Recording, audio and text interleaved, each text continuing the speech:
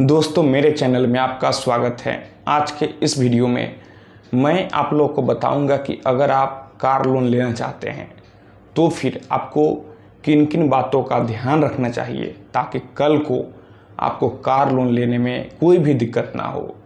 दोस्तों, आज के समय में हर व्यक्ति का यह सपना होता है कि उसके पास कार हो, लेकिन 90% जो लोग होते हैं वह कार लोन पर ही लेते हैं। कैश में कोई भी व्यक्ति लोन नहीं लेता है। तो यहाँ पर अगर आप लोन लेने जाते हैं तो फिर आपसे कई सारे डॉक्यूमेंट्स की मांग की जाती है, और अगर उनमें से कोई भी डॉक्यूमेंट को आप फुलफ़िल नहीं करते हैं, आपके पास नहीं होता है, तो फिर आपको कार लोन नहीं मिलेगा और आप उतना ह्यूज अमाउंट, बड़ा अमाउंट कैश में जमा करके कार नहीं ले सकते हैं।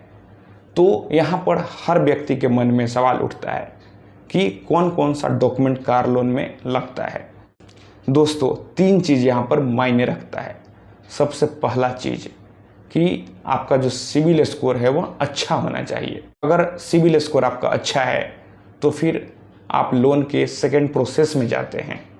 फिर यह देखा जाता है कि आपका एड्रेस प्रूफ क्या है, और दूसरा चीज़ आपका इनकम प्रूफ क्या है। अगर आप जहाँ रहते हैं, आपका घर है, वहाँ का आपको बिजली बिल देना होता है। अगर आपके फादर के नाम से भी बिजली बिल है तो कोई दिक्कत नहीं है। और उसके बाद आपका इनकम प्रूफ, आप क्या करते हैं, आपकी इनकम का क्या सोर्स है, आपको करेंट 3 ईयर का इनकम टैक्स रिटर्न देना होता है।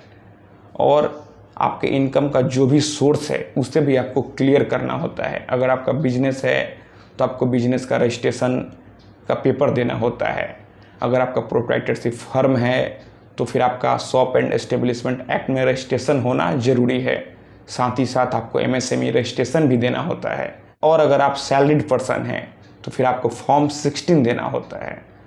तो मात्र केवल यह 3 चीज़ अगर आपके पास है, पहला आपका सिबिल स्कोर अच्छा होना चाहिए, फिर उसके बाद आपको अपना एड्रेस प्रूफ देना होता है, फिर आपको अपना इनकम प्रूफ में अपना ITR और आपकी इनकम का क्या सोर्स है उसे आपको क्लियर करना होता है, और साथ ही साथ आपको बैंक स्टेटमेंट भी देना होता है। कई लोग अपना इनकम टैक्स रिटर्न ही नहीं फाइल करते हैं, जिसकी वजह से उन्हें कार लोन नहीं मिल पाता है। जो उनका कार लेने का सपना होता है वह पूरा नहीं होता है।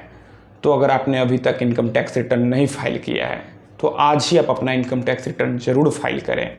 कई लोग यह सोचते हैं कि उनका तो इतना इनकम ही नहीं है, तो फिर आखिर वह क्यों अपना इनकम टैक्स रिटर्न फाइल करे।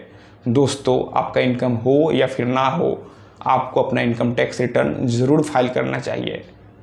इसके कई फ़ायदे हैं, मैंने कई सारे वीडियो में बताया है। मैं फिर आप लोगों को बताऊंगा कि आखिर क्या कारण है, क्यों अगर आपका इनकम नहीं है फिर भी आपको इनकम टैक्स रिटर्न फाइल करना चाहिए।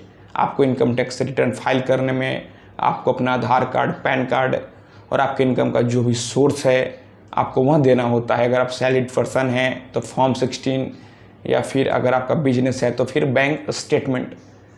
तो अगर आप इतना सारा डॉक्यूमेंट देते हैं तो आप अपने CA से या फिर इनकम टैक्स के एडवोकेट से अपना रिटर्न फाइल करवा सकते हैं।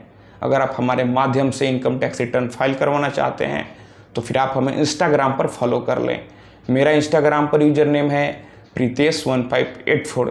तो दोस्तों, अगर आपके मन में और कोई सवाल है तो आप हमें नीचे कमेंट बॉक्स में कमेंट कर सकते हैं। दोस्तों, आप इस वीडियो को अधिक से अधिक अपने दोस्तों और रिश्तेदारों में भी ज़रूर शेयर करें।